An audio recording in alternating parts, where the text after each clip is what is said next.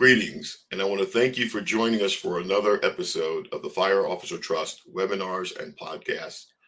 My guest today is Dr. Denis Onieal, former Deputy Administrator for the United States Fire Administration, Superintendent of the National Fire Academy, retired Chief of the Jersey City Fire Department, Deputy Chief, Battalion Chief, Captain, Lieutenant, but most of all, my friend. And what we're going to talk about today is a subject that's very, very dear to both of us. It's about officer leadership. And one of the pieces that Doc has done in the past that I love is how the mighty have fallen. And so I'd love to introduce my friend to you and allow him to tell us what he's been up to. And Doc, it's great to see you. We were in Tulsa last week.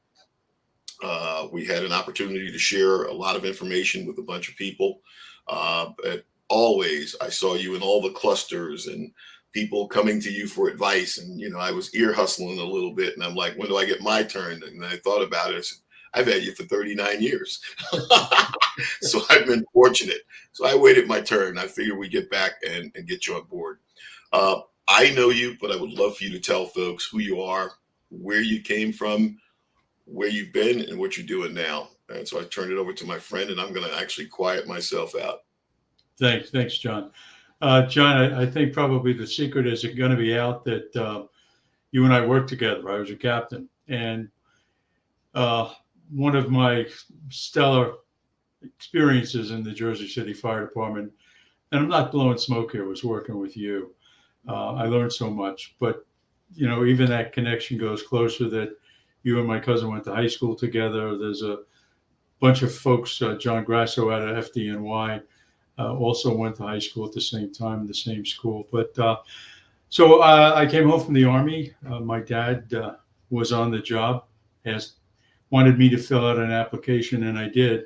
Actually, the truth is, he filled it out and made me sign it, and went down and took the test and did well. And I went on the job and fortunately went into a busy fire station where you and I worked, 5 truck and 20 engine. And at the time, there were a number of veterans all going to school on the GI Bill, Vietnam veterans. And we all started going to school.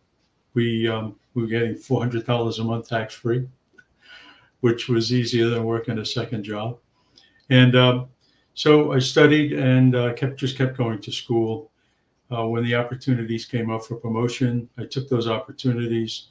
As you know, in New Jersey, it's all civil service testing and competitive. And you and I had the opportunity to work with some pretty remarkable people who wrote a lot of the books. John Norman and John Salk were right across the river in New York City. We had Tony Avilo, which was the next town up in North Hudson, Frank Fiscuso out in Kearney, Glenn Corbett up in Wyckoff, New Jersey, who wrote has continued to edit Frank Brannigan's building construction book. And of course, Billy Peters and wrote the classic book on purchase of fire apparatus, which still is the classic book in the country. So we just happened to be in a special place at a special time. And when a friend of mine called me up and asked me to apply to become the superintendent of the National Fire Academy. By that time, I had earned a doctorate over in New York University, and I was offered the position, and it was a once-in-a-lifetime opportunity, as much as I had leaving Jersey City. But I went to the National Fire Academy, and I was superintendent there, where you and I had great times together. When you would come down, it was just great seeing you. And then my boss suddenly passed away, and they asked me to take the Deputy United States Fire Administrator job, which is the senior career fire official for the United States, which means that everybody above me is appointed by the President of the United States, but I was permanent party. So new president, I get new bosses, but it's kind of like the politically appointed positions in the fire service. So now I stayed in that position. I retired about 4 years ago. And so now my role is giving back. I've had remarkable opportunities. I spent as you know, 15 years in a ladder company in Jersey City as a firefighter, a lieutenant, and a captain before I went up through the chief ranks. I've testified before Congress. I've been to meetings in the White House. I'm just a remarkable, I say I'm a lucky truckie out of Jersey City. So I'm just now deciding to give back, to encourage men and women, show them different paths of how to be a success. So that's what I'm doing. Well, Chief, I can tell you, and I always call you Chief, even though I know you're a doctor. You've always been a chief to me. You've been a mentor and a friend. Our families know each other. Our wives know each other. But you talked about a couple of things. We were in the right place at the right time, and I remember you getting me involved with FEMA trade many years ago, and we met Dr. Harry Carter, who wasn't a doctor at the time, and we had Mike Turpak, who wrote some books and did some training. But before all of that, the New York City had the Delahanty School of Fire, and in New Jersey we had EdCon. We had EdCon and Associates, and there were folks like me that didn't know anything about the testing game until I met persons like you and Dr. Carl Holmes.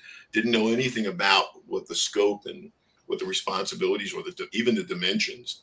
We're kind of like grasping at straws, and you led the forefront in that.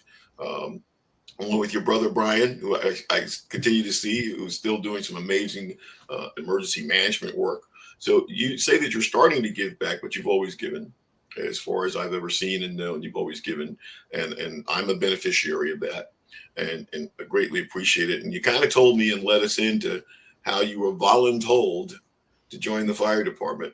Yeah. But you also did your military service, where you served our country, and I cannot thank you enough.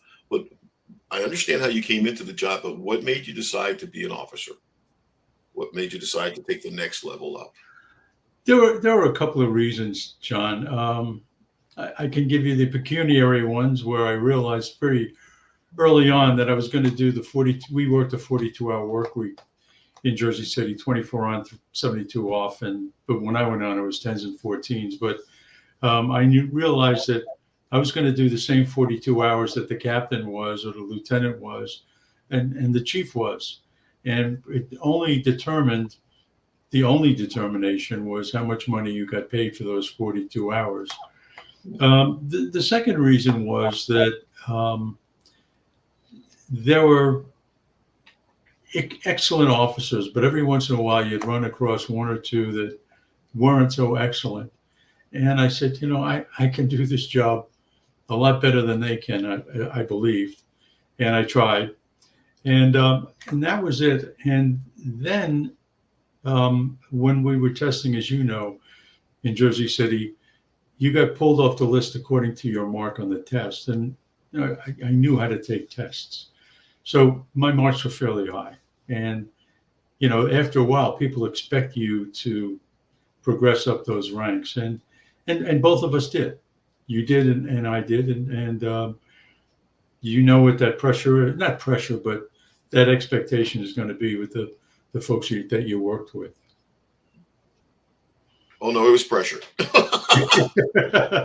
It was easy for you. I can remember my first time taking the exam, and because I knew you and I knew Dr. Holmes and everyone, and I was talking a good game, I remember, and we were a large department.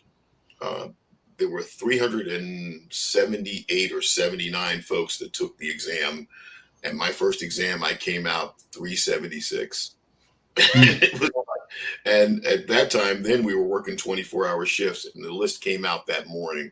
And I just swore it came out on purpose just to humble me. And I remember a dear friend of ours who was my battalion chief at the time, who was Marty McNulty, who got the list that morning. He called before the shift. He said, "Is Alston in? Let me talk to him." He said, "Johnny, if you want to go home now, I'll give you a CT right now." I said, "What do you mean?" And he told me. And then Chief Sparky Heller gave me a card, and I don't want to offend anyone, but the card I still have, and the cards. It was an image of a of a crane or a pelican trying to eat a frog, and the frog has the bird by the neck, and it says it's not over yet. However, he also, knowing Chief Heller, he had printed out this free free admission or visitation to Dr. Kevorkian, and I'll leave it there because we both know Chief Heller side of humor. And Cheryl says, "Why would he say that?" I said, "You have to understand that's the type of humor that would Yeah, make me and motivate me." And yeah, you and I, at the time, we started working together. We were traveling. We worked for NIFIC and FEMA. Um, you understood that data was important, and being a data nerd, I was there. But I also watched you solve problems. I can remember when I came to the third floor, a lot of times Chief Mullins and a lot of folks came to, God rest him, he was a good chief, would come to you with problems. And they were all different types of problems. And you systematically addressed them. And we did the best that we could with some. Sometimes it was resources, sometimes it was money. But we always had a clear path. And what I wanted to do with this podcast was always help the future fire officers. Can you tell me what your problem solving process is and how you address adversity and different situations? Would you share that with me? sure. There was a couple of things, and it's pretty basic stuff, John. It's the first thing is making sure that you understand what the problem is. And I believe that it was Einstein that said, if I only had an hour to solve a complex problem, I'd spend 55 of those minutes trying to make sure I understood what the problem is, and only 5 minutes on the solution. And then the second thing that I always tried to do in the fire department, and you know these stories, was to make the correction without hammering somebody that didn't need to be hammered. Sometimes they needed to be hammered, but to do it humorously or to, get it fixed so that it would be more or less permanently fixed and you would have an ally. The third thing is that when it was a kind of a group problem, I always went around to try to make sure that I got input from people. And in the fire service, we call it getting fingerprints on the knife, so that when you come up with the final solution, whatever it is, you have people who are supporting you, that they've had their input. And I use that in the federal service quite a bit as well. The other technique that I used was I would send a note to somebody, let's John Smith or Mary Smith, and I'd say, Mary, I got this problem and I want to lay it out for you and let you think, and I want your input. And tell me what you think. And Mary would give me input and John would give me input. And I'd include that all the way. And I'd tell them, it's a secret, don't tell anybody. But it was the best kept secret in the world because everybody knew about it. But by the time it came to a solution, I had a bunch of allies that had accepted the solution. And so at the local level, I found it a little bit more difficult than on the national level. But the local level was because you knew everybody and everybody knew you. So, but I don't know if we have time. We want to tell the story about the phony data submission of Lieutenant Smith. We'll leave it there. We'll say Lieutenant Smith, but if you'd like to, because documentation is very important, it still comes up in my department. So John and I had implemented a data system for the fire department, and everybody was sending in reports. And John had a great idea. He said, let's pull every fifth or every 10th report and just check it for accuracy. So Lieutenant Smith puts down that he had a fire on an Indian reservation. Well, I got a hot flash for everybody. There was an Indian reservation within 500 miles of Jersey City. So we didn't have a mistake. What we had was a comedian. So I went into the chief and I told him what was going on. And he said, well, what do you want to do, Dennis? And I said, look, don't send out any general orders or make sure you do this. And let me handle it. So we went back and I called the deputy. I said, call the deputy, let him know I'm going to call. he called the deputy. I called the deputy later, and I said, Sin, would you have the battalion chief pick up Lieutenant Smith and bring him to headquarters, because he made a mistake on his report and we got to get it right and blah, blah, blah. Probably a training problem. So the deputy chief kind of took a deep breath, but he knew that I had already gone to the chief. So he tells the battalion chief to bring him down. And of course, Jersey City Fire Headquarters is just outside the Holland Tunnel with unbearable traffic. It takes an hour to get through the traffic to headquarters. So they drive down, and I said, "Oh, Lieutenant Smith, go in and see Firefighter Ralston. He's going to run you through that. You made a mistake on this report, and we'll get it fixed." And I told battalion chief, "So, Chief, there's coffee over there on the phone and the desk. Help yourself." And it was predetermined they were going to be in there for an hour with John. And they came out. And I always ask people, what do you think the ride back was like? Do you think the battalion chief had anything to say to the lieutenant? And how often do you think that they had Lieutenant Smith back again? And I said, who do you think was checking all the reports before they went to headquarters now? The battalion chief. And finally, how long do you think it took before it got all over the job that they really look at these reports? You better do them right. So John and I teamed up and taught Lieutenant Smith a lesson and we had a good time doing it, didn't we? Yeah, it was absolutely great, because while you had the battalion chief in the coffee break room, I'm sitting in one of the smallest offices. It was right next to Bill Peters' office, the smallest offices at headquarters. And everybody knew that an officer was sitting in there with a firefighter going line by line through a report. Yeah, it fixed the problem. And because I have you, I want to share something else with you, because we looked at the data. And I remember that we had the 4 groups that were working, and we were able to look at these management activity reports, and we were able to see our response times in real time, which we had never done before. I think you had actually made it a national imperative to say that, look, if that phone rings, if that radio opens, how long does it take for you to get to point A to point B? And at the same time, we were introducing the incident command system. And I remember we had one group, one engine, that was going to what people would call the housing projects. It was Curry's Woods at the time, but a housing complex. Only one group took 7 minutes every time, and they were right down the street. And I remember you coming in and you saying, "Are you sure about this?" And I was like, "Yeah, the numbers." And we sat down with the chief, and we said, something's not right. Everyone else is getting there 3 to 4 minutes. It's this one group. And we said, we hope it's not what we think it is, but we still got to get him in. And that Lieutenant Smith story was out there. Why are you calling this captain down from, such and such to review this report? And it turned out, because it was a large complex and there were 8 buildings, it was a training issue. It had nothing to do with bias, unconscious or otherwise. Certain folks took the training and said, "Hey, I'm here, I'm on the scene," and the clock stopped.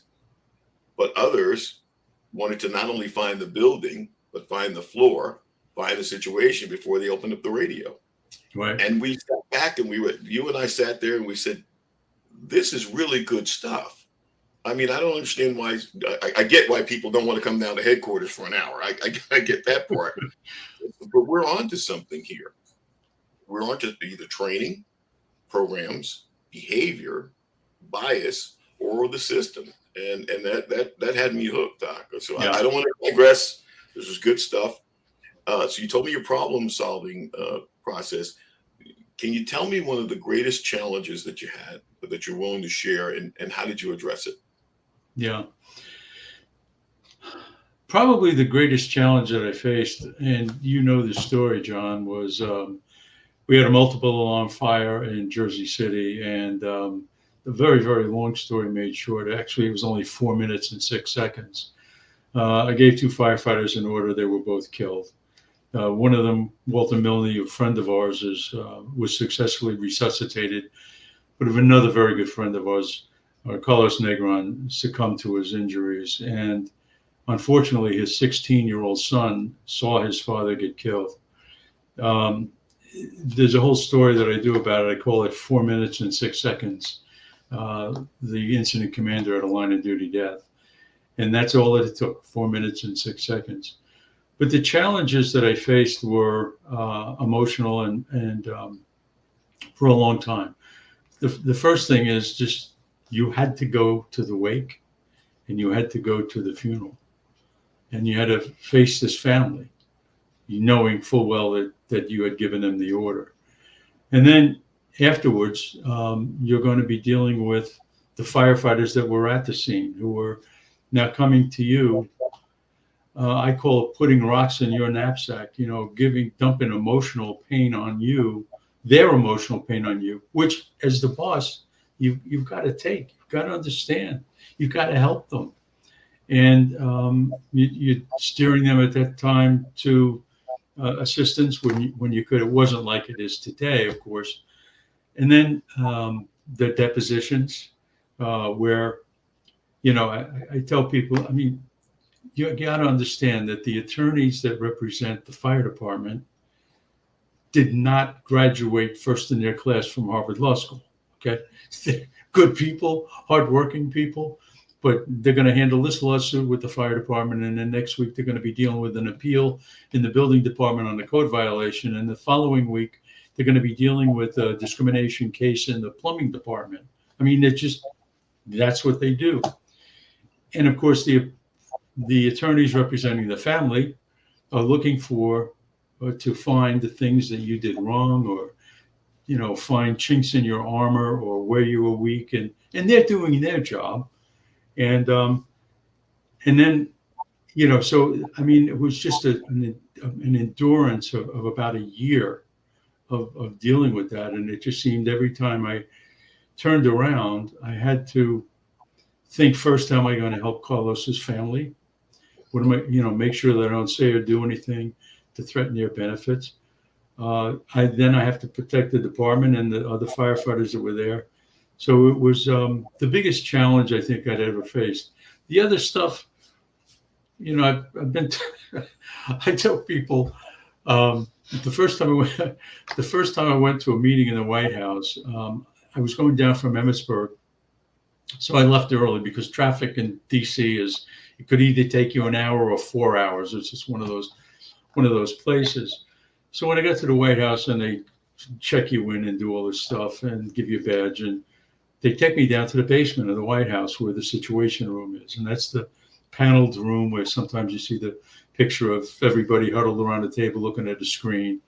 And so at the front of the table, there's a chair there, a big cushiony chair. It says President of the United States with a seal on the back of the seat. So, of course, I'm from Jersey City. So I sat in the chair, there's nobody else in the room. And I'm looking around, and I said, to myself, I can't believe that I'm here. It's just Jersey City kid, and after about 3 meetings, and I tell this story, it's an old kind of a joke, but after about 3 meetings with all these other people, when they finally showed up, I said to myself, how did they get here? No, but it was just interesting, an interesting event. Yeah. I cannot thank you enough for that. And I can't thank you enough. A lot of people do not know you and Bobby Halton were one of the first calls I got when I went through that experience, which I will now, well enough while you were talking about it, I will never forget. Yeah. You literally walked me through how to remain. I'll leave it at that. How to remain. But it's too funny when you mentioned the seat with the president. Recently, we're going to shout out UConn because we have a friend in common. Coach Hurley from St. Anthony's in Jersey City was one of your neighbors. Yeah. And a friend, and he coached a lot of my friends. In fact, the firefighter Mark Harris, God rest him, coached him as well. That just wonderful, wonderful work he did with Jersey City Recreation. His son, Danny Hurley, is up here with me in Connecticut. And I tease everyone. In fact, I saved the clip when they just won again with the Final Four. Danny was so excited. He's looking around and he's talking about the family. And he says three things. He says, "Number six, baby. Number six, baby." And he looks around, he just yells out, "Jersey City." I go, yeah. Yeah, nice family. And the dad and I, he was a year ahead of me in grammar school. And, he took kids out of the city housing projects who had absolutely no hope, no dad in the picture, bunch of kids. He got every one of those kids a college education if they wanted it. And that most people don't know, St. Anthony's High School had 300 students co-ed. So you had 150 boys or thereabouts, and he took those high school teams to championships all over the country.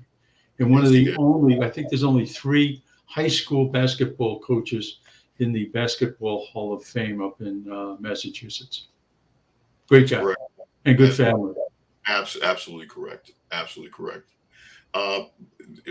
If we start talking about Jersey City, we're going to be all over the place because there's a bunch of stuff. No, some of that stuff is probably illegal, John. I don't know. We can't talk. Not Boulevard drinks. The Boulevard drinks is not illegal. Not Lagos. Not Carmine's. All right, let me stop because I start naming Sanitas and Zimps. We got to talk about Zimps. Oh yeah, down at the White Ocean. I'll start talking about food. Okay, I'll stop. We talked about how to the greatest challenges, but in my situation, I was very fortunate to have folks like you that I could call, Dr. Carl Holmes. I shouldn't start naming names, but Dave Floyd, Tom Taylor from our department, Commissioner Lloyd Ayers, John Stewart up here in Hartford. There were so many people that I could reach out to. Now we have the situations where we have our new firefighters that are on these devices that are just getting information, and we never know if it's the right information. Where do you think they should go for the right information? If Denis Onieal had a question, I think you already said it about allies, and I know you did, but I'm just going to go back to it. If Denis Onieal had a question right now, where would you find the answer if you didn't have it? How would you trust the data? How would you trust the information? Other than yourself. I mean, you're a walking repository, but how would you do it? Yeah. The place that you really have to look, John, is you have to build, I would use the metaphor, perhaps build a castle or build a house that you would admit people who what I would call trusted agents. Today, there is so much, as some of our elected officials refer to as fake news.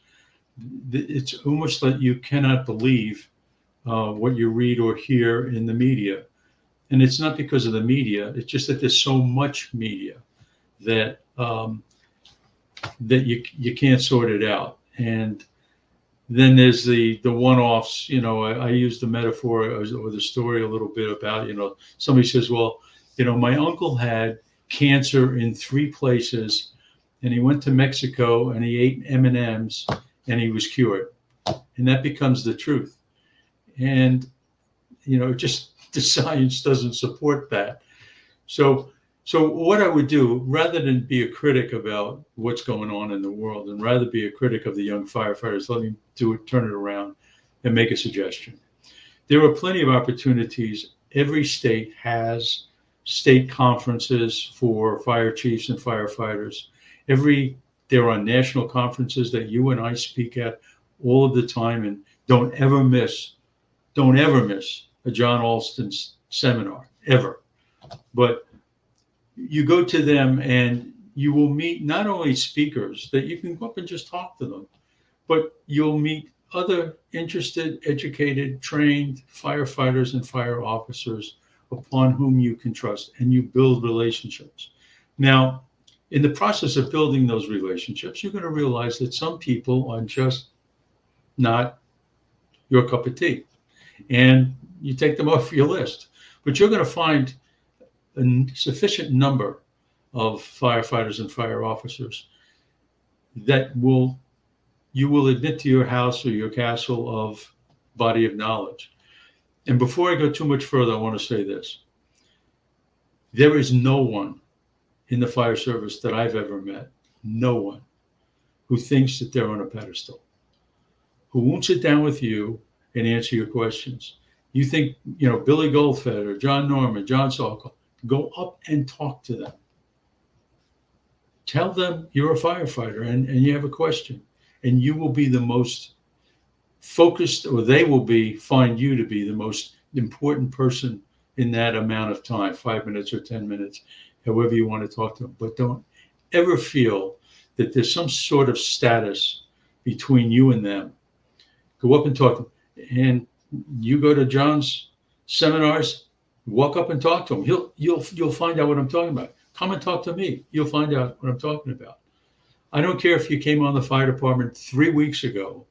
If you come up to me and ask me a question, you are the most important person for me for that time.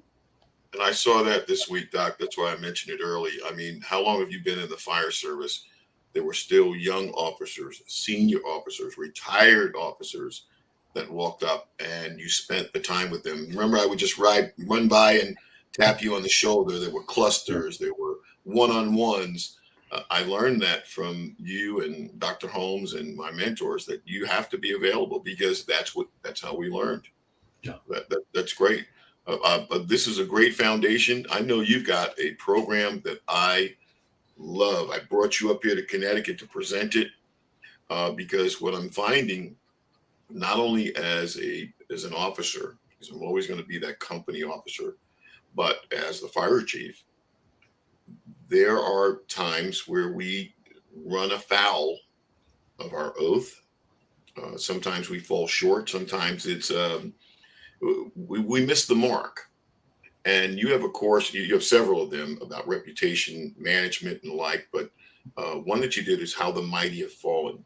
And so this is a new platform for us. I'm going to try and put you in presenter mode, but okay. I'd love you to run us through that, as we've already done about 30 minutes. I think it's so important. Yeah. I'm going to come back and do a wrap up if we can. Sure. I'm going to go through it pretty quickly so that I don't take too much time. But if you look up here, is my pointer showing, John, on the slide? I do not see your pointer on the slide. Stand by. Okay, so this is a presentation that I do around the country.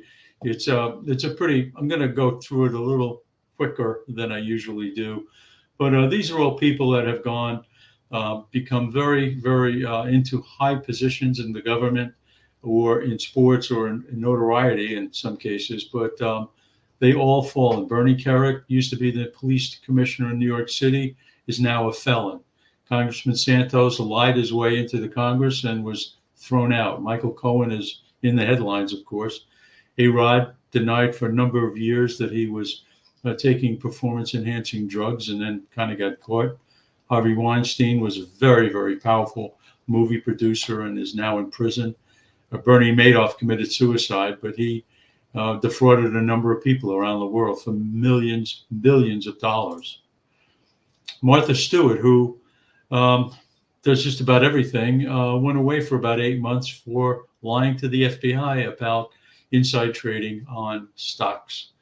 General Michael Flynn lied about his affiliations with the Russians and lost his position. Lance Armstrong was, a bicycle notorist, just widely known, and won all of those races, but always denied about using drugs and then got caught. And of course, former Mayor Rudy Giuliani, who is now in trouble with a whole bunch of things, but he's bankrupt. He's owes $140 million to some people. So how does this, and then you say to yourself, could that ever happen to me? And the answer is yes, it can. And there are very, very predictable steps that these people go through. Every single one of them goes through the same steps. So I'm going to go through them kind of quickly. And of course, it's an ethical issue, and I'm singing to the choir. Most of the men and women I know in the fire service are ethical, upstanding, terrific people. So this is a book. It's by Jim Collins, who wrote a whole bunch of different books. But This is, I'm going to cover the parallels between organizations and people, but the fire department as an organization, and the individuals in the organization are equally capable of having these mistakes. And these are the 4 steps. Hubris born of success. That means you think you're pretty important. Then there's this undisciplined pursuit of more. Then once things start to go south, there's a denial of risk and peril. And then finally, the last step before you go to prison or you lose everything is grasping for salvation.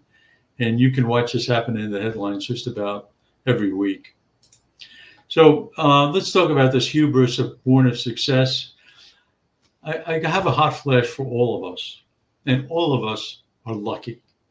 Lucky, lucky. We're lucky we were born where we were born.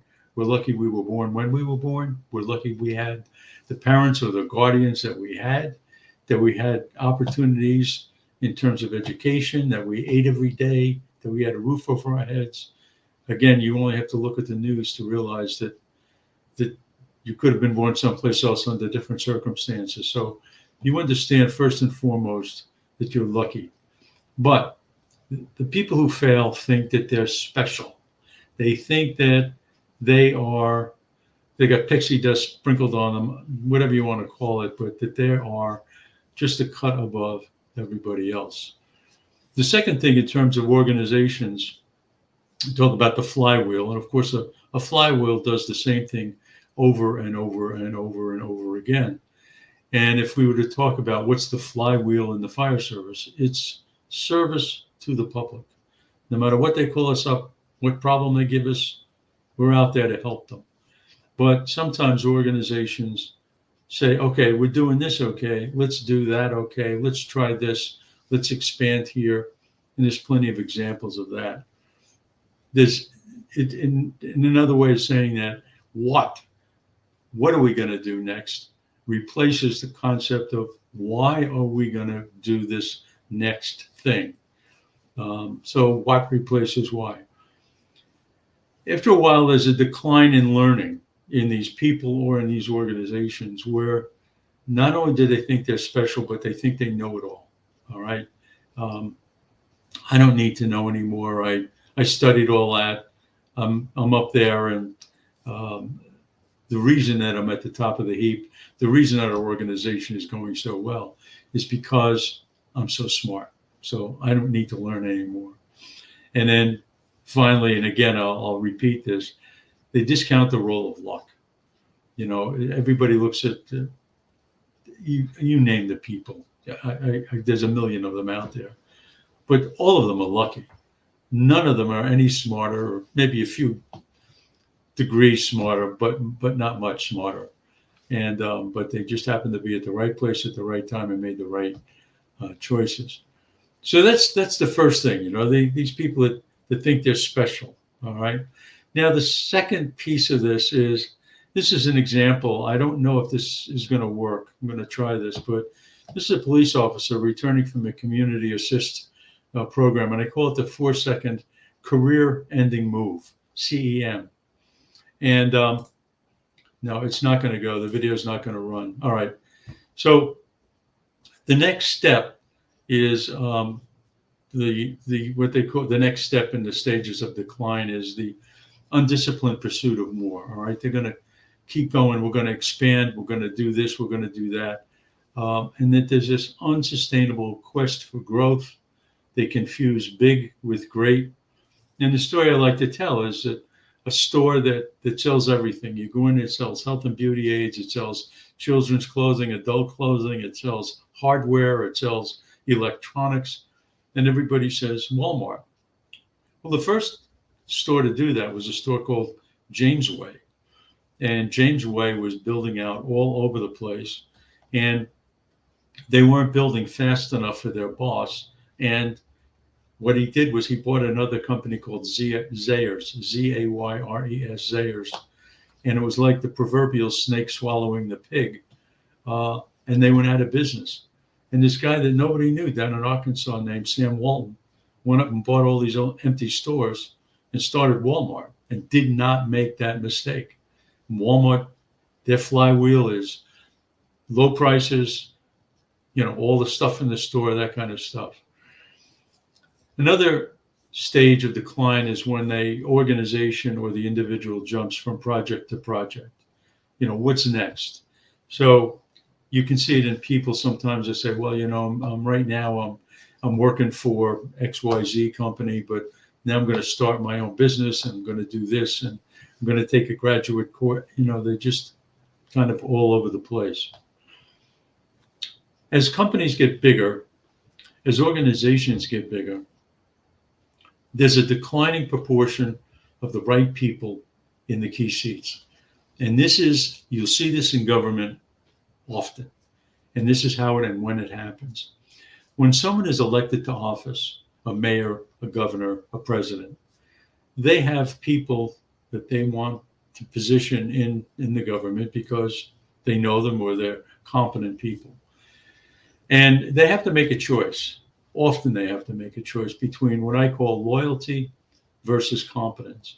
And they will many times choose loyal people who have less competence than competent people with less loyalty.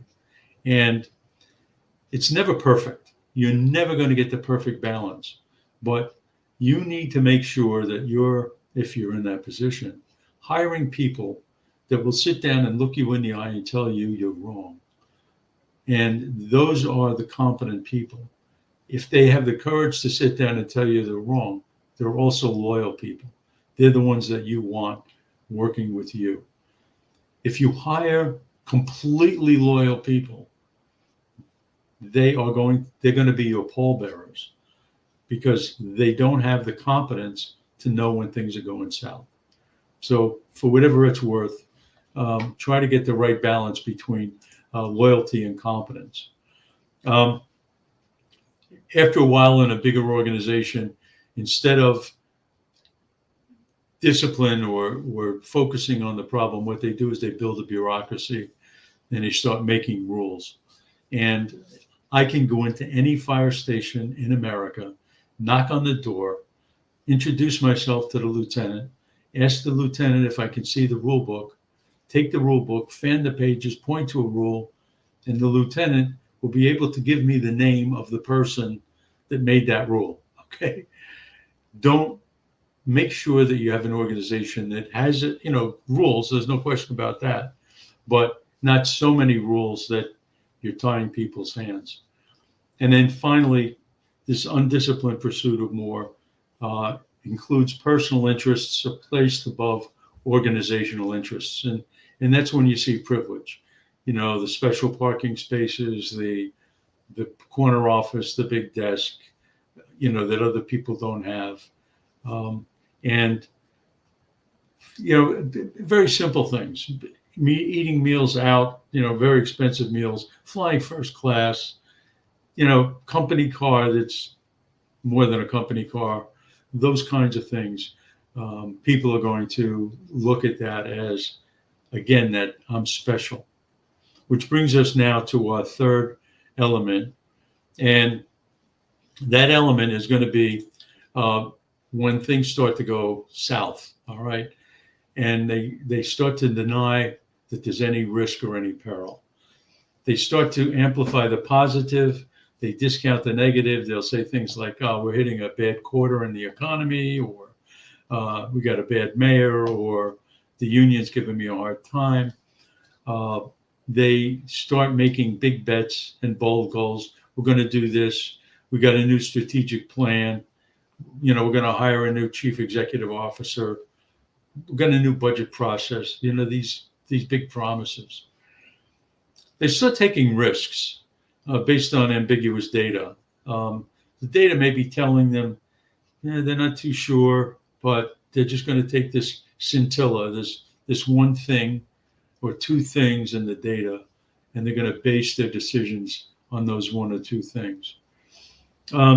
As this organization grows, I'm talking more now about organizations, but there's an erosion of healthy team dynamics. What happens is people in the organization become competitive, and they're looking out for themselves as opposed to looking out for the organization. And there's plenty of those going on. They begin to externalize blame. Again, it's not our fault. It's a bad quarter. There's obsessive reorganizations. And then finally, the bosses start to get this, what they call imperious detachment. And the best example I can give you of that, and it's just a simple one, it's not a very important one. I had a business, and I went in, there was some problem with the checking account. And I went in to see the person behind the desk in the bank that's in every bank that you all know, right? So the woman behind the desk said, it had this little sign on her desk, and it said DBM. Let me take a quick look at that again. Did you bring that slide up, John? Yeah, DBM hyphen PBMS. And what it meant was, don't bother me, please bother my secretary. And I went, this is how you run a bank? This is who you think you are? You're the lady at the desk that helps people with their checking accounts. You're not the president of the world.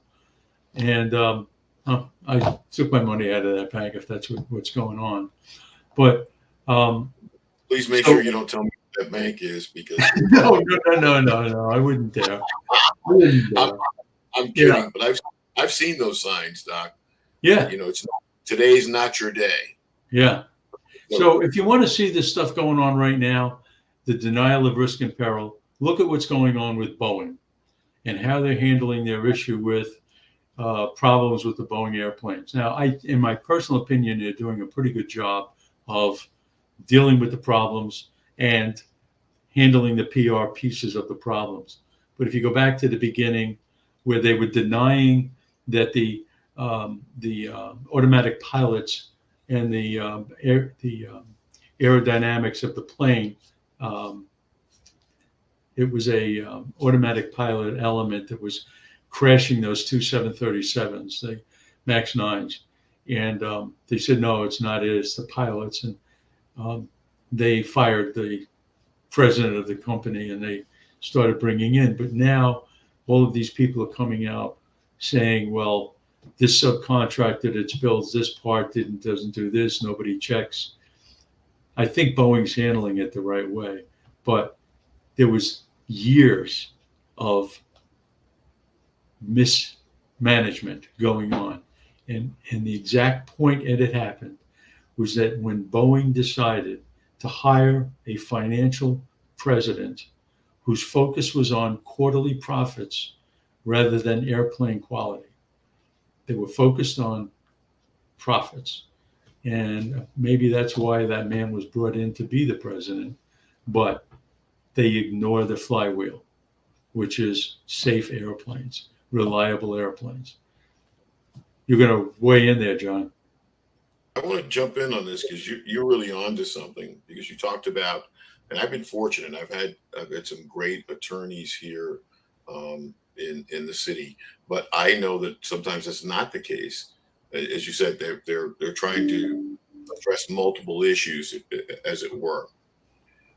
When you bring in a financial person, and I've talked to my sons who are in private institutions where they got their degrees, as soon as they brought a financial person in, the school lost its identity.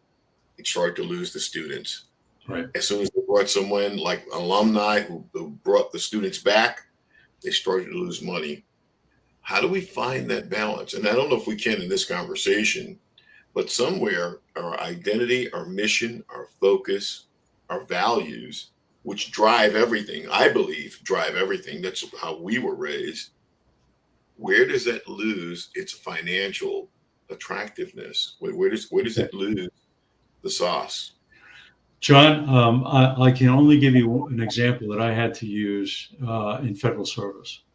So obviously, there's no shortage of attorneys in Washington, D.C. or in the federal service. They're all over the place.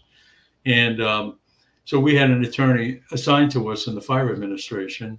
And at that time, there were several, but when I was the deputy, and there were several that it was just like all of a sudden, like the laws started taking over the mission. And there were nuances. I don't want to say that we ignored the law. We didn't ignore the law. We followed the law.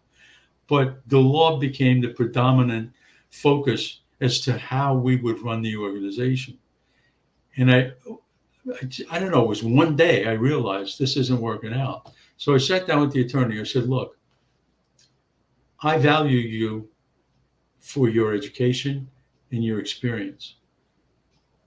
The next time you talk to me, I want legal advice. I don't want management advice. I've been managing people since you were in grammar school. So that's the piece of it that I would pass along to folks. If you have an organization and all of a sudden they're spending more time on the finances than they're spending on their mission, that's ignoring the primary flywheel that I talked about before. Thank you. And That's a great tie-in. Absolutely. That. I think that'll help a bunch of us. It just opened up a whole door for me. I'm going to the contract negotiations, so I'm good. yeah, and so Boeing again was one that took their eye off the flywheel. They were looking at finances versus building quality planes. Sears Roebuck. I mean, Sears Roebuck invented the mail order business in 1883, 1885. They were doing the mail order business for 100 years. And Amazon came along and ate their lunch. Why? Because they focused on service and well, I don't have to. Kodak, Sears, IBM, they all took their eye off the ball. What's the primary mission? You mentioned IBM. I can remember when you and I started the Inverse project. Well, we didn't start it. I'll clear that up before anybody starts trolling me. We didn't start it, but Jersey City was one of the pilots and cutting edge of getting us from mainframe computers Correct. to PCs that we could manage. And I remember the chips couldn't keep up with the work that we were doing. Remember, we were like the first ones to get those Pentium chips shipped. Yeah. And Tandy at the time was the only one that was offering them to the government. We were like, "What? No, we know what we needed to do. What drives that?" Because my concern, where you're talking about, my concern is, we know at the base level what we need to do, how to meet the needs, how to count, as you said, it's basically how to calculate. Sometimes the industry has gone so far, and we're not going to get on the AI thing. We'll jump on that a whole nother time. It goes so far as it's a tool looking for a job as opposed to meeting the need. Right. And I think we were on top of that. I'm not blowing smoke at you at all. I still use our recruiting module here, right here in New Haven, and it's working. John, you have done more remarkable work in New Haven than any fire department I've ever seen in the country. And I've seen most fire departments in the country. Well, thank you. I got a great team. Chief, I learned from you. I've got a great team. You and Dr. Holmes said, look, follow the data, follow the money, follow the money, and you can get what you want. You really can. So I'm let's get back to your presentation. Okay, let's go back to get a slide up here for me, John. Get excited, you know. Okay. Can you get that slide up for me, John? Okay. So now the thing goes off the cliff, it starts to fail, and now there's this fourth step, which is grasping for salvation. And they start with a series of silver bullets, and the new leader is going to come in, and there's a lot of panic and haste. There's a lot of change and revolution and reorganizations, a lot of fanfare, I say balloons and streamers kind of a thing. And hype precedes results. The biggest place you'll see this is in the software development industry or the app development industry where, we're going to have the greatest app, we're going to have the greatest software. You and I just came from a conference, I won't mention which, and they were talking about a software package that's going to be out in 2026. I was laughing to myself. I had my hands up, but I was laughing. You don't know what's going to happen tomorrow with software, but they're just doing what they're supposed to do. They go through this initial upswing, a lot of disappointments up and down. And then there's this chronic restructuring. And that's really what happens to organizations and people.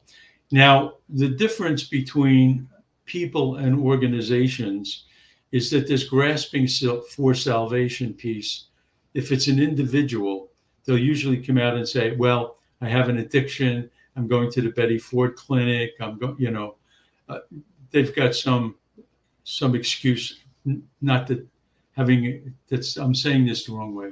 Let me step back.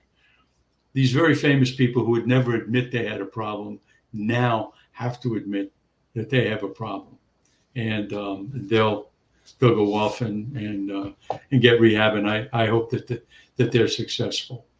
So these are the five steps. They neglect the primary flywheel. They forget what they're doing. They keep looking for more, better. They think they're special. In many cases, they're arrogant. And then they deny that there's any risk or any peril. Everything's going to turn out. We're going to win, whatever the issue is. So how do you avoid these failures? Knowing what they are is one thing. Avoiding them is the other. Leaders are ambitious for the cause or the organization, not themselves. They're a blend of personal humility and professional will. It's not about them. It's not about you.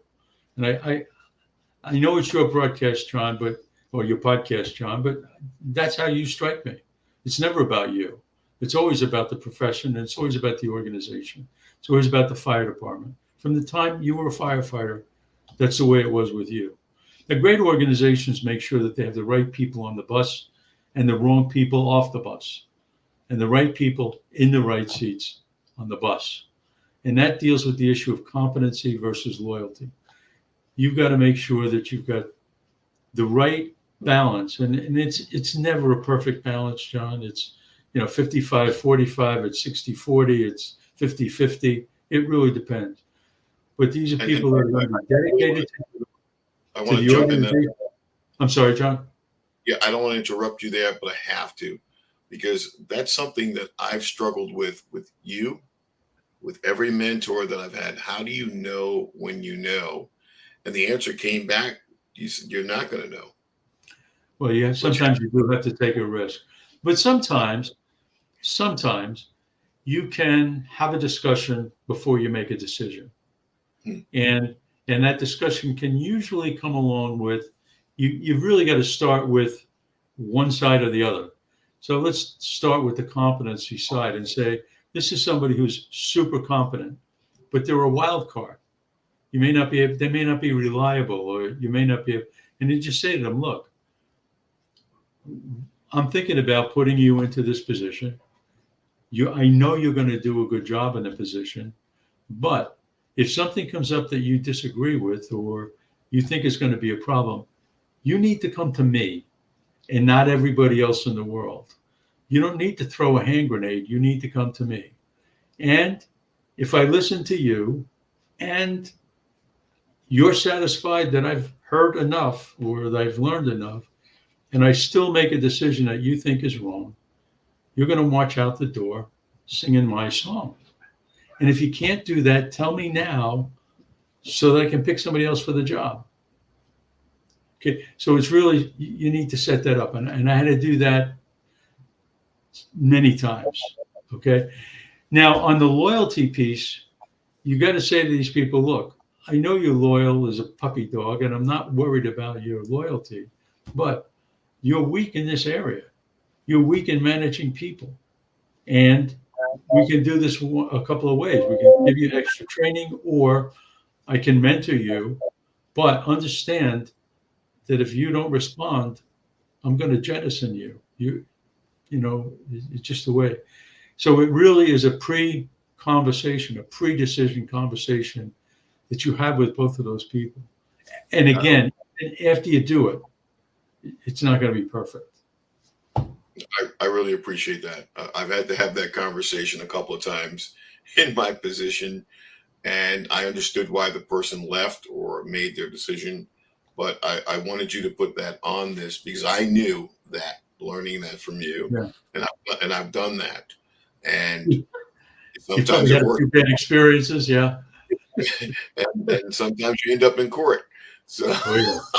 Oh, yeah. but no, that was, thank you. I wanted you to share that with the listeners. Yeah. Sweet. How about putting that the next slide, John? Slide. Okay. Let's go to the next slide here. Leaders retain faith that they're going to prevail in the end, regardless of the difficulties, and they confront the brutal facts of the current reality. And that's called the Stockdale paradox, named after Admiral Stockdale, who was the senior officer in the Hanoi Hilton during the Vietnam War, who was awarded the Medal of Honor for his efforts then. But he found out that Stockdale did that the prisoners were despondent, and he came in and he said, "Look, we're in a tough situation, but we are going to fight this war from here." And he said, "If you get tortured and you have to give up information, don't worry about it. We'll worry about that when we get out of here." But he also cautioned the prisoners against hope. They found out that the ones that died in prison were the ones that are going to be out by Christmas, or we're going to be out by Easter, we're going to be out by the end of the summer. They always had these short-term expectations, and they destroyed themselves internally. So anyway, look up the Stockdale paradox. Leaders have the attitude that they are going to prevail in the end, regardless of the difficulties. They don't let the difficulties stop them. Leaders make good decisions based on three elements: what you're good at, what you're passionate about, and what best drives the resource engine. Now, if you're a fire chief, you understand that your city council drives your engine. Every decision affecting the fire department is a political decision. The fact that you get paid every 2 weeks is a vote in the city council. And that drives the resource engine. So not only are you going to take care of the public, you're going to make sure that you take care of the political end as well. The fire chief that says, "I'm not interested in politics," is like a drowning man saying they're not interested in water. You've just got to make sure that you take care of that resource engine. Now, there's one thing I want to add here that I've seen, and I want to advise against. Firefighters will go to a call, and a medical call or a fire call, whatever it is, the crazy accident call, the crazy things that we go to every day. And they'll handle it as they always do. And somebody in the public will say, "Well, thanks a lot. We really appreciate it." And what does every firefighter, every fire officer say? "I'm just doing my job." Wrong answer. The right answer is, "I'm happy to do my job, and I'm happy to help you, because I know one day, if ever the fire department's in trouble, you're going to help us." So if you can do that for a year or 2 years, the city council is going to be afraid of the fire department. They're going to generate more public support than any organization in the city. Well, I get to it now because I'm at the waning years. I do that all the time. I learned that from you. Yeah, Well, it's good stuff. Okay, let's continue on, John. We'll get the next slide up. Now, leaders engage in disciplined thought. They take disciplined action within their responsibilities. Leaders don't have jobs. They don't have titles. They don't have perks. Leaders have responsibilities, and that's how you need to look at it. And there's understanding that there's no single definition, there's no grand program, there's no killer app, there's no solitary lucky break, no miracle moment. The leader is a relentless flywheel, generating supports for that organization. And great organizations and great people are characterized by timeless core values. For example, in the fire service, our core value is service to the public. There's a relentless drive for change and progress and big goals. But understanding there's a difference between core values, which don't change, and strategies and cultures, which endlessly change. Technologies change. All of those things change. So you don't want to be afraid of change for service, but you want to maintain those core values. And that's whether you're using an axe or a K-12 saw, whether you're using a K-bar or you're using a Hearst tool. The technologies change, but the service module never changes. And great organizations prosper through multiple generations of leaders. There's not one single great leader, idea, or program. It just, organizations keep moving along with the same service module, with the same flywheel, whatever that flywheel is, and they keep moving. So leaders accept people as they are, not how they want them to be. They approach relationships and problems in terms of the present rather than the past. What are we dealing with now? Okay. I don't care that you didn't do it right 2 weeks ago or 3 weeks ago. Let's deal with this issue that we deal with it now. Leaders understand that they make mistakes and they admit them. And this is a key thing. You've seen this a million times, John, and you've done it a million times. The moment that the leader gets up and says, this is my fault, I'm going to fix it, all of a sudden, all the blame stuff goes away and everybody can work on a solution to the problem rather than standing around pointing fingers. Oh, this happened and the ball took a bad hop or the sun got in my eyes or all of these other excuses. My fault. Let's get this thing solved. Okay. Leaders ignore the naysayers. They ignore the middle of the road crowd.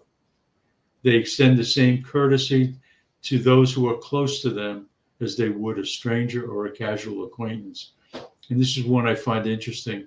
It's true, but you ask yourself how many officers treat their firefighters the same way they would treat, Mrs. Smith when she came to the front door of the fire station with a problem. Leaders trust others, even if the risk is sometimes great. People will surprise you. You got to make sure they got the right tools. You got to make sure they got the right resources, but you got to throw in a little risk as well. And then leaders act without the constant approval and recognition. Now, a constant approval doesn't mean that you run wild or you ignore the rules and regulations of the organization, but you're confident enough in your abilities that when you take action, they're reasonably based on cogent thought, but they're not, turning around. And I know you see this in the fire department in New Haven. We both saw it in Jersey City. We were the center of the news media in the area, New York City, being 3,000 feet away. And many times at fires, the NBC, ABC, CBS would show up at the fire. And as soon as they turned on the television camera, it was like moths on a flame. All these firefighters and officers would be running in front of the camera. So John, that's kind of it. That's the thumbnail. It's a much longer presentation and a lot more interactive discussion. But thanks for that opportunity. Chief, Doctor, I can't thank you enough. I've always been fortunate. When I say I always wanted to be a firefighter, that's the first thing, but always been fortunate to be with the right people at the right time and for them to take time with me. And if we can share that with other future generational fire officers, take the time, slow down. Don't just take selfies, put your phone down and have a conversation. I think that's amazing. What advice, before we walk away, would you give the next generation of firefighters? If you had to leave right now, and you keep saying that you leave, but you're like me. I leave and I find something else that needs to be done. I leave and I find something else that needs to be done. And it needs to be done. So, I mean, it's not that. But if you had to leave today, what would you leave with them? I would leave a two-sided story, John. The first part of the story I would leave to the current leaders in the fire service to help them understand that the young men and women coming into our organization are different. Now, I know that you don't think they're going to make it because your parents didn't think you were going to make it. And your grandparents didn't think your parents were going to make it. Every generation is new. Every generation has different ideas. And the previous generation never thinks they're going to make it. These young men and women need men and chief officers and leaders, men and women, to go to where they are and bring them forward. These are young men and women who today don't use cash. They don't even understand how to make change. Why? Because they never use cash. Um, Everything I have, when we were kids playing baseball in the streets, we had one bat, we had chips on the ball. You had to be, if the ball got lost, everybody had to chip in money to pay for a new one. We had 3 baseball gloves and you shared them. My granddaughters play softball. They have a first base coach, they have a third base coach. Each one of them has 2 bats, full uniform, headgear. Okay. They coming in this generation thinks that there's somebody out there running the world. They will walk into a firehouse. They'll see 7 people mopping the floor. They'll see a mop standing up on in the wall, and they won't pick up a mop and do what the other 7 are doing. We heard that, right? So that's my first message is to the leaders today. Go to them and make them where they are. To the generation coming into the fire service, there are men and women who led these organizations for years, for decades, and have made the job what it is today. And they're giving you a gift, an opportunity to be a part of something bigger than yourself, an opportunity to make a change in somebody's life, and an opportunity to do good for your community. And you're not going to be told what to do all the time. I would encourage you to take initiative in a number of ways. Learn new jobs, learn as many jobs as you can. Learn about all of the equipment that you can. Study for promotion. Help others in your organization to do well, to get promoted. Go to school. Get out of your fire department and go to a local conference or a state conference or a national conference. Go to FDIC, go to Firehouse, all those conferences, and learn about the job. Your career will be over in a blink of an eye, quicker than you realize, and you're going to be white-haired like me and good-looking like John. But the reality of it is that it's. I'm bald. But thank you, Chief. It's a great opportunity. I cannot thank you enough, my friend. And I say that I have a lot of friends, but my mom taught me how to choose my friends. And so when I say that, my family knows I'm very careful about calling someone my friend. Wow. You have been my friend and mentor. I cannot thank you enough for the wonderful work that we've been able to do, but the places that we've been, the people that we've helped, and what you bring to the fire service is not unlike anything else on the planet. I know because I kind of been around it a little bit.